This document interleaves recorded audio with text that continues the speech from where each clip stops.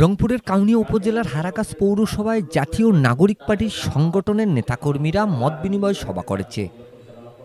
মঙ্গলবার রাতে হারাকাস বহুমুখী উচ্চ বিদ্যালয় হলরুমে সংগঠনের নেতাকর্মীদের এই মত বিনিময় সভা অনুষ্ঠিত হয়।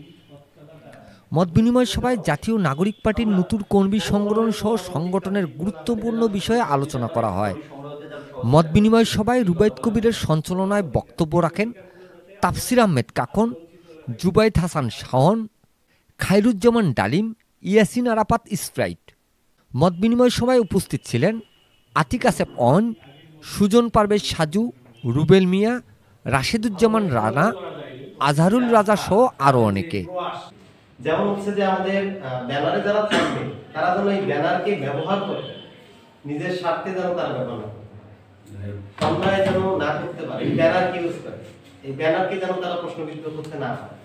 যদি কেউ করে তাহলে এখনো আমাদের কমিটি হয় না, কমিটি হওয়ার পরে অনেকে ভাববে যে এখন আমি কমিটিতে আছি, যা খুশি করতে পারি, এইটা কেউ যেন না করে। আমাদেরকে ন্যায় অন্যায় বুঝে তারপরে স্টেপ দিতে হবে। এবং প্রত্যেকে আমরা যারা আছি, আশেপাশে আমাদের যারা আছে স্বচ্ছ মানসিকতা, তাদেরকে এখানে যুক্ত করার জন্য আহ্বান করব।